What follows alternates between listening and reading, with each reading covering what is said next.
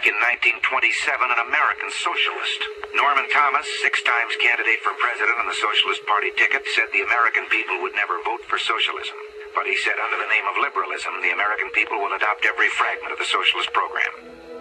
There are many ways in which our government has invaded the precincts of private citizens, the method of earning a living. But at the moment, I'd like to talk about another way, because this threat is with us, and at the moment is more imminent. One of the traditional methods of imposing statism or socialism on a people has been by way of medicine. It's very easy to disguise a medical program as a humanitarian project. Most people are a little reluctant to oppose anything that suggests medical care for people who possibly can't afford it. Now, the American people, if you put it to them about socialized medicine and gave them a chance to choose, would unhesitatingly vote against it. We had an example of this under the Truman administration. It was proposed that we have a compulsory health insurance program for all people in the United States, and of course the American people unhesitatingly rejected this. So with the American people on record as not wanting socialized medicine, Congressman Ferrand said, if we can only break through and get our foot inside the door, then we can expand the program after that. Well, let's see what the socialists themselves have to say about it. They say, once the Ferrand bill is passed, this nation will be provided with a mechanism for socialized medicine capable of indefinite expansion in every direction until it includes the entire population. Well, we can't say we haven't been warned. James Madison, in 1788, speaking to the Virginia Convention, said, since the general civilization of mankind, I believe there are more instances of the abridgment of the freedom of the people by gradual and silent encroachment of those in power than by violent and sudden usurpations. Now, in our country, under our free enterprise system, we have seen medicine reach the greatest heights that it has in any country in the world.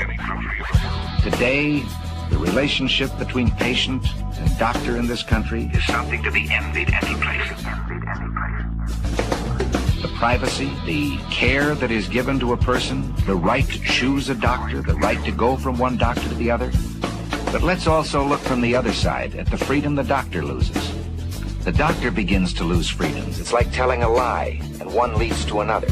First, you decide that the doctor can have so many patients. They're equally divided among the various doctors by the government. But then the doctors aren't equally divided geographically.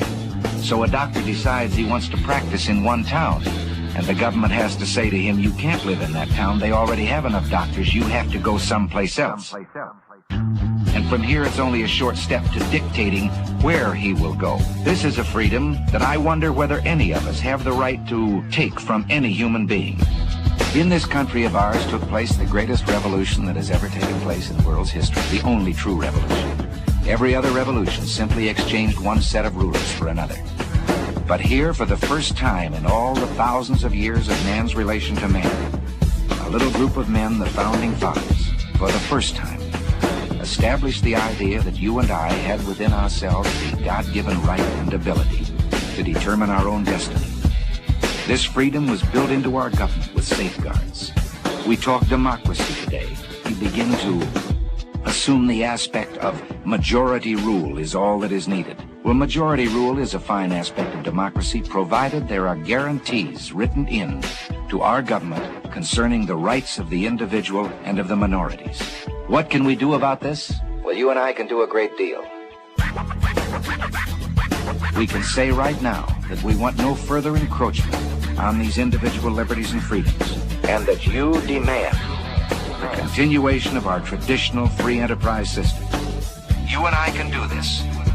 The only way we can do it is by writing to our congressman, even if we believe that he's on our side to begin with. Write to strengthen his hand. Write those letters now, call your friends, and tell them to write.